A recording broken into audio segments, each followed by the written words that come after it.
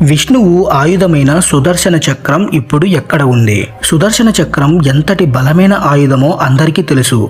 ఈ సుదర్శన చక్రం దాని పని అది పూర్తి చేసే వరకు తిరిగి వచ్చేది కాదు.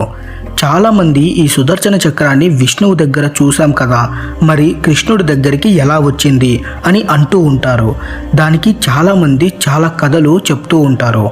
అందులో కొన్నిటిని ఈ వీడియోలో అయితే మనం తెలుసుకుందాం. వీడియోలోకి వెళ్ళే ముందు మీరు మన ఛానల్కి కొత్తగా వచ్చినట్లయితే ప్లీజ్ ఈ వీడియోకి లైక్ చేసి అలాగే మీ అభిప్రాయాన్ని కింద కామెంట్ అయితే చేయండి. ఇలాంటి మరిన్ని మంచి వీడియోస్ కోసం మన ఛానల్ని తప్పకుండా సబ్స్క్రైబ్ అయితే చేసుకోండి.